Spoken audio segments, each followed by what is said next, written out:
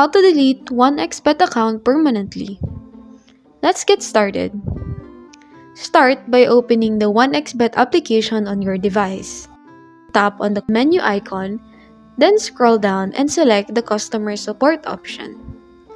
Once you're done on the support page, locate and tap on the contacts. You'll see a list of email addresses. Choose the one labeled General Queries. This will redirect you to your default email app. In the email, set the subject line to Delete Account. And write a simple message in the body such as, "I would like to delete my 1xBet account."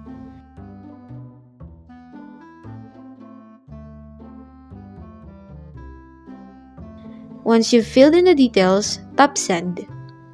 You should receive a follow-up email from 1xBet with further instructions or confirmation of your account deletion request. There you go. That is how to delete your 1xBet account permanently. Thank you so much for watching, and I'll see you on the next one.